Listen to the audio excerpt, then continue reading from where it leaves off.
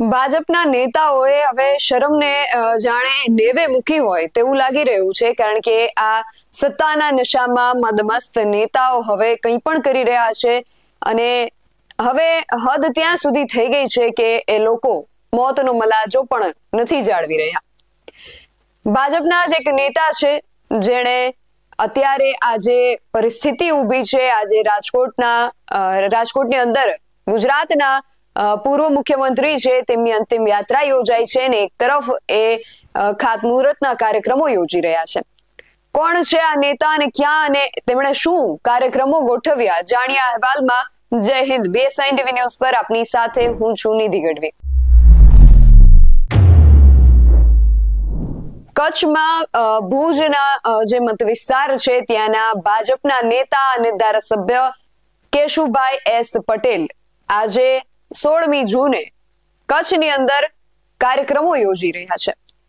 16મી જૂનની આ તારીખ 16 જૂન 2025 આ દિવસ ગુજરાતના ઇતિહાસ માટે એટલો કારમો દિવસ છે જેને ક્યારેય નહીં ભૂલી શકાય, કારણ કે આજે આપણા સૌના લોકલાડીલા પૂર્વ મુખ્યમંત્રી દિવંગત વિજયભાઈ રૂપાણીને જે અંતિમ સંસ્કાર છે તે આપવામાં આવી રહ્યા છે અને આ દિવસ ગુજરાત માટે ક્યારેય ન ભૂલી શકાય એવો દિવસ છે, દુઃખનો દિવસ છે. જ્યારે આપણો રાષ્ટ્રધ્વજ જે છે એ અડધી કાઠીએ ફરકી રહ્યો છે, ત્યારે આ જે ધારાસભ્ય છે કચ્છના કેશુભાઈ S. પટેલ એ ખાતમુહૂર્તના કાર્યક્રમો યોજી રહ્યા છે.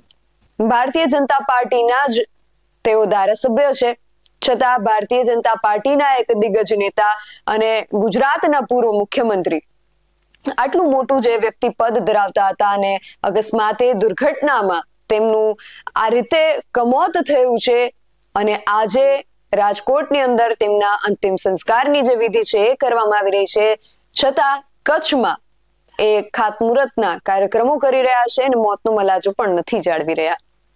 આ જે કાર્યક્રમ છે તેના પણ અમુક જે વિડીયોઝ ને વિઝ્યુઅલ્સ છે એ પણ સામે આવ્યા છે. આમાં તમે જોઈ શકો છો કે આ કાર્યક્રમનું જે આમંત્રણ પત્રિકા છે એ પણ વાયરલ થઈ છે.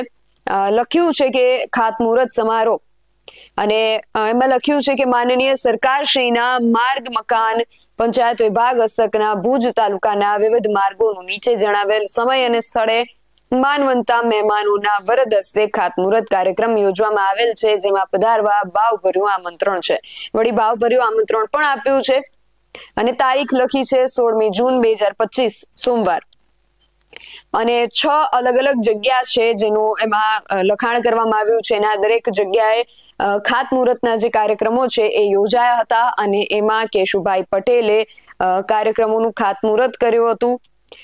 થોડા દિવસ પહેલા જ જ્યારે આ ચર્ચાઓ થઈ રહી હતી, અમદાવાદનું જે પ્લેન ક્રેશ થયું અને એમાં પણ આપણા પૂર્વ મુખ્યમંત્રી વિજયભાઈ રૂપાણીનું દુઃખદ અવસાન થયું, ત્યારે જ્યારે કોંગ્રેસના જે મલ્લિકાર્જુન ખડગે છે તેમનો એક ફોટો ભારતીય જનતા પાર્ટી દ્વારા જ વાયરલ કરવામાં આવી રહ્યો હતો અને એમાં તેઓ કહી રહ્યા હતા કે ખડગેજી જે છે એ મોતનો મલાજો નથી જાળવી રહ્યા અને હસ્તે મુખે આ બધી ચર્ચાઓ કરી રહ્યા છે. ત્યારે હવે ભાજપ ઉપર પ્રશ્ન ઉઠે છે કે પોતાના જ પક્ષના આટલા મોટા નેતા, ગુજરાતના પૂર્વ મુખ્યમંત્રી, રાજ્યસભાના સાંસદ પણ રહી ચૂક્યા છે, રાજકોટ માટે પણ તેમણે ઘણા બધા કાર્યો કરેલા છે, એટલે આટલું મોટું વ્યક્તિત્વ જેના આજે અંતિમ સંસ્કાર થઈ રહ્યા છે, આજે આખું ગુજરાત જેનો શોક મનાવી રહ્યું છે, રાજકોટમાં ઠેર ઠેર તેમના પોસ્ટર લાગ્યા છે, રાજકોટની જે જનતા છે એમના અંતિમ દર્શન કરવા માટે ઉમટી પડી છે. આપણા ગૃહપ્રધાન પણ આવી પહોંચ્યા છે, જેપી નડ્ડા સહિતના જે ભારતીય જનતા પાર્ટીના દિગ્ગજ નેતાઓ છે એ રાજકોટ ખાતે આજે આવી પહોંચ્યા છે અને કચ્છમાં આ પ્રકારના કાર્યક્રમો ભારતીય જનતા પાર્ટી દ્વારા જ કરવામાં આવી રહ્યા છે. હવે પ્રશ્નો એમણે જ્યારે મલ્લિકાર્જુન ખડગે પર ઉઠાવ્યા હતા એ જ પ્રશ્નો હવે એમના પર પણ ઉઠી રહ્યા છે કે ભારતીય જનતા પાર્ટી આ બધા કાર્યક્રમો કરીને સાબિત શું કરવા માંગે છે. આ કાર્યક્રમો જે મોત જે છે એ કોઈ તારીખવાર એનું નક્કી નથી હોતું, એ નિર્ધારિત નથી હોતી, એ ગમે ત્યારે આવે છે. જો આ કાર્યક્રમો અગાઉ નિર્ધારિત કરવામાં આવ્યા હતા તો તેને મુલતવી પણ કરી શકાય, એને રદ પણ કરી શકાતા હતા, પરંતુ આજે જ્યારે રાજકોટમાં એક તરફ રાજકોટ આખું શોકમય બન્યું છે, આપ સવારથી જોઈ રહ્યા છો કે સફેદ વસ્ત્રોમાં રાજકોટના જે લોકો છે એ વિજયભાઈ રૂપાણીના અંતિમ દર્શન માટે ઉમટી પડ્યા છે અને એક તરફ કચ્છની અંદર ભારતીય જનતા પાર્ટી પોતાના કેસરિયા રંગ સાથે અને પુષ્પો સાથે ખાતમુહૂર્તના કાર્યક્રમો કરી રહી છે. આ જે બે વિરોધાભાસ ભારતીય જનતા પાર્ટીમાં જ જોવા મળી રહ્યો છે. આ વિશે તમારું શું માનવું છે અમને કમેન્ટ કરીને ચોક્કસથી જણાવજો. આવા જ વધુ અહેવાલો સાથે મળતા રહીશું. તમે મારી યુટ્યુબ ચેનલને સબસ્ક્રાઇબ કરવાનું અને અમને ફેસબુક અને ઇન્સ્ટાગ્રામ પર ફોલો કરવાનું ભૂલશો નહીં. બાકી અવનવી અપડેટ્સ માટે આપ જોતા રહો PSI TV ન્યૂઝ. નમસ્કાર.